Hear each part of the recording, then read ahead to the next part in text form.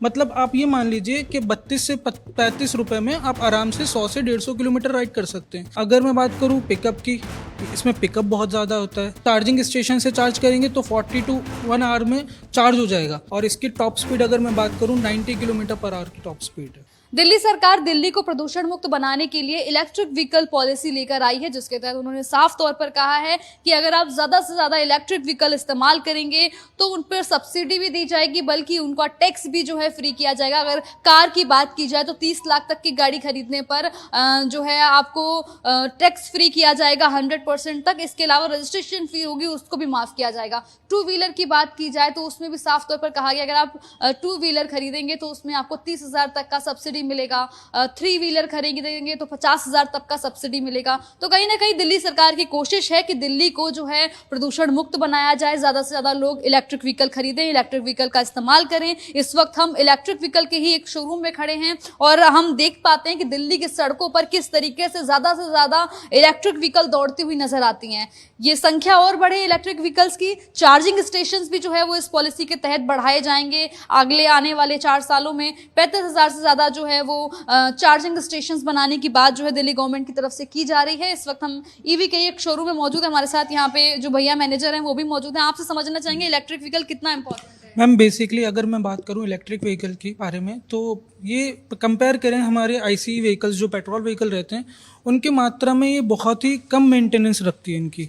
दूसरी मैम इनका पिकअप बहुत अच्छा रहता है। तीसरा कि आप अगर इनको चार्ज करना चाहते हैं आप नॉर्मल जो हमारे घर पे सॉकेट्स रहते हैं जिससे आप लैपटॉप या फ़ोन चार्ज करते हैं उसके थ्रू चार्ज कर सकते हैं and it consumes only 3 to 4 units.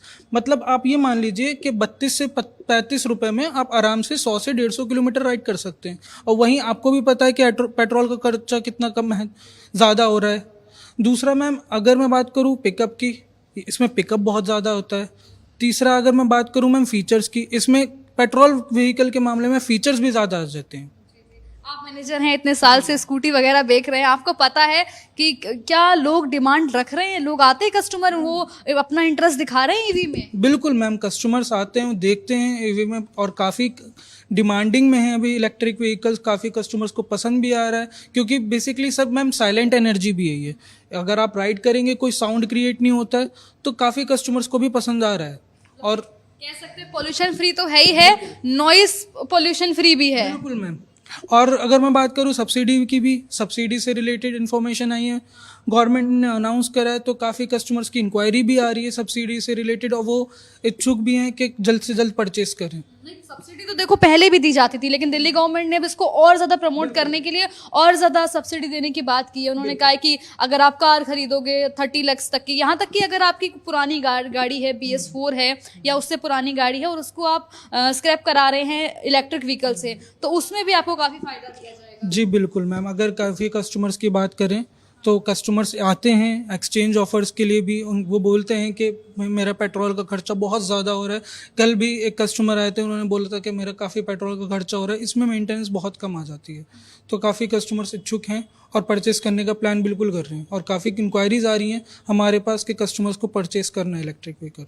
क्या मान के चले दिल्ली सरकार जो ये कदम उठा रही है इससे दिल्ली जो है वो प्रदूषण मुक्त हो जाएगी? बिल्कुल मैम, अगर ऐसा रहा तो डेफिनेटली प्रदूषण मुक्त होगी। अच्छा, एक सवाल हमारे मन में और भी आता है। हमारे पास जब हम इलेक्ट्रिक व्हीकल इतने ज़्यादा दौड़ते हुए देखते हैं, चार्जिंग स्टेशंस उतने इनफ हैं आपको लगता है? मैम अगर बात करूं तो हाँ कम है, लेकिन जैसे कि आपने बताया कि 35,000 चार्जिंग स्टेशन दिल्ली लेकर आने वाली है तो ये कस्टमर के लिए ना एक फ़ायदा हो जाएगा। वो फ़ायदा कैसे होगा मैं आपको बताता हूँ। अगर आप घर पे चार्ज करते हैं तो मैक्सिमम 4 से 5 घंटे टाइम लगता है चार्ज होने में, और अगर यहीं आप चार्जिंग स्टेशन से चार्ज करेंगे तो 40 टू 1 आवर में चार्ज हो जाएगा। तो कस्टमर के लिए एक टाइम कन्वीनियंट भी रहेगा चार्जिंग स्टेशन से, क्योंकि उनको रेंज एंजाइटी रहती है कि अगर रेंज ख़त्म हो गई तो कहाँ का लगाना पड़ेगा।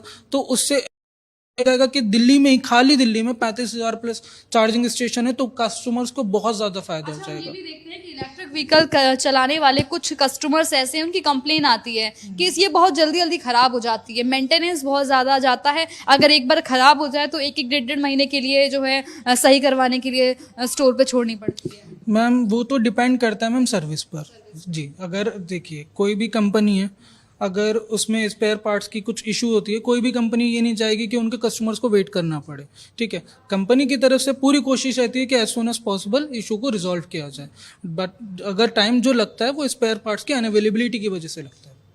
अगर इसके फीचर्स की बात की जाए, यहाँ पे भी कुछ ये इलेक्ट्रिक व्हीकल गाड़ियाँ खड़ी हुई हैं, ये भी समझना चाहेंगे कि अगर हम पेट्रोल डीजल की गाड़ियों में जाते हैं कि उनकी बॉडी जितना स्ट्रांग होती है, क्या ये उतना स्ट्रांग है? मैम बेसिकली ये है हमारा ABS फाइबर बॉडी रहती है, जो गाड़ियों में कार्स में बम्पर रहता है ना, ये उसकी बॉडी है। ABS फाइबर रहता है, इसके अलॉय व्हील्स रहते हैं, डुअल डिस्क आपको इसमें मिलते हैं, ठीक है। और इसकी टॉप स्पीड अगर मैं बात करूँ 90 किलोमीटर पर आवर की टॉप स्पीड है। इतना दूर तक भगा सकते हैं बिल्कुल। और अगर रेंज की बात करूं तो इसकी 130 किलोमीटर ट्रू रेंज है, सर्टिफाइड 161, मतलब एक चार्ज पर IDC रेंज आपको 161 किलोमीटर की मिल रही है। मतलब ये मान लीजिए 32 रुपए में आप 130 किलोमीटर चला रहे हैं।